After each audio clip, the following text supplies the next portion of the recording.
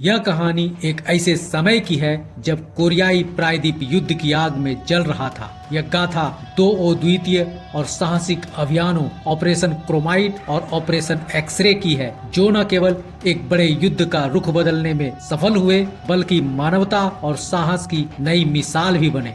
नमस्कार, facts dynamic channel के इस एपिसोड में आपका स्वागत है। अभी तक आपने इस चैनल को सब्सक्राइब नहीं किया तो प्लीज कर लें ताकि नेक्स्ट वीडियो की नोटिफिकेशन आपको मिलती रहे। 1950 का दशक, द्वितीय विश्व युद्ध को समाप्त हुए अभी कुछ ही साल हुए थे। दुनिया अब दो खेमों में बंट चुकी थी। एक तरफ था सोवियत संघ और उसके सहयोगी और दूसरी तरफ था अमेरिका और उसके साथी देश। इस विभाजन का शिकार बना कोरिया, जिसे दो हिस्सों में बांट दिया गया, उत्तर कोरिया और दक्षिण कोरिया। उत्तर कोरिया पर सोवियत संघ का प्रभाव था, जो कम्युनिज्म विचारधारा पर चल रहा था, जबकि दक्षिण कोरिया अमेरिकी समर्थित डेमोक्रेटिक व्यवस्था को अपनाए हुए था। 25 जून 1950 को उत्तर कोरिया ने अचानक दक्षिण कोरिया पर हमला कर दिया। इस हमले में उत्तर कोरियाई सेनाओं ने दक्षिण कोरिया की राजधानी सियोल पर कब्जा कर लिया। इस अचानक हुए हमले में दक्षिण कोरिया को भारी नुकसान हुआ, जिसके चलते सैनिकों को सियोल खाली कर पीछे हटने पर मजबूर होना पड़ा।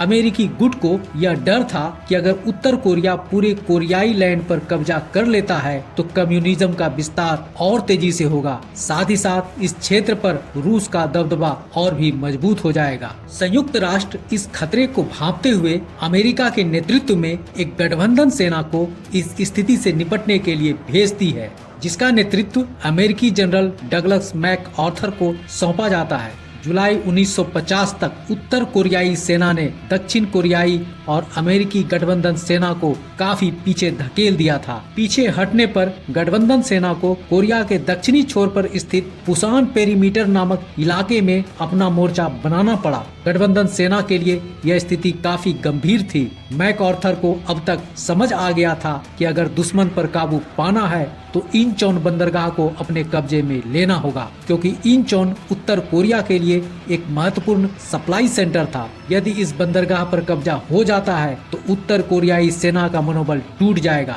लेकिन इंचोन पर हमला करना इतना आसान नहीं था, क्योंकि इंचोन के समुद्री तट पर कई चुनौतियां थी, जिसमें प्रमुख रूप से हर समय उठती समुद्री ज्वार भाटा। यह तट दिन में केवल कुछ घंटे ही सुरक्षित होता था। दूसरे, उत्तर कोरिया की सेना ने इस तट को किले के रूप में बना रखा था। तीसरी प्रमुख समस्या थी इंचोन के आसपास का तंग इलाका, जो बेहद कठिन था। इन चुनौतियों के बावजूद मैक आर्थर ने इस योजना को आगे बढ़ाने का निर्णय लिया, लेकिन इसके लिए उन्हें सटीक खुफिया जानकारी की जरूरत थी।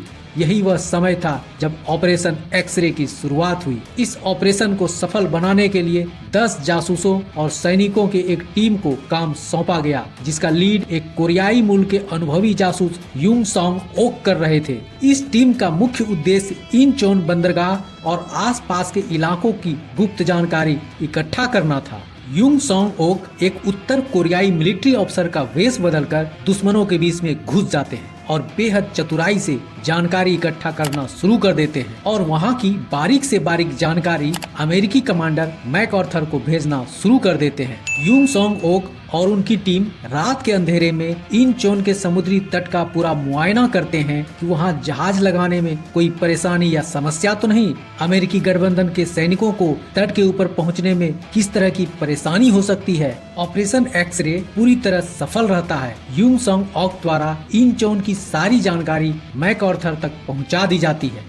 15 सितंबर 1950 को सुबह होने से पहले ऑपरेशन क्रोमाइट को अंजाम दे दिया जाता है। रात के अंधेरे में ही अमेरिकी नौसेना ने भारी बमबारी की, जिससे दुश्मन के ठिकाने कमजोर पड़ गए। बमबारी के थोड़ी देर बाद जहाज से सैनिकों को उतारा जाता है। ये स्थिति बेहद खतरनाक थी, क्योंकि दुश्मन लगातार गोलाबारी कर रहा था। सैनिकों के इंचोन की जमीन पर उतरने के बाद वहाँ की गलियों में आमने सामने की लड़ाई होती है। हमले के बीच में ही एक उत्तर कोरियाई जहाज ने अमेरिकी बेड़े पर हमला करने की कोशिश की, लेकिन समय रहते ही अमेरिकी नौसेना ने उस जहाज को ही उड़ा दिया। जंग के दौरान ही ऑपरेशन एक्सरे की टीम ने एक बार फिर महत्वपूर्ण भूमिका निभाई। उन्होंने दुश्मनों की सप्लाई लाइनों और सैनिकों की गतिविधि की करंट जानकारी दी, जिसके कारण एक बार फिर उत्तर कोरियाई सैनिकों को मुंह की खानी पड़ी। इंचोन पर कब्जा आसान नहीं था। कई सैनिकों ने बहादुरी से अपनी जान देकर इस मिशन को सफल बनाया। 3 दिनों की भीषण लड़ाई के बाद आखिरकार इंचोन पर कब्जा कर लिया जाता है। इस जीत ने कोरियाई युद्ध का रुख बदल दिया। इंचोन की जीत के बाद अमेरिकी और दक्षिण कोरियाई सेनाओं ने सियोल को उत्तर कोरिया के कब्जे से मुक्त करा लिया।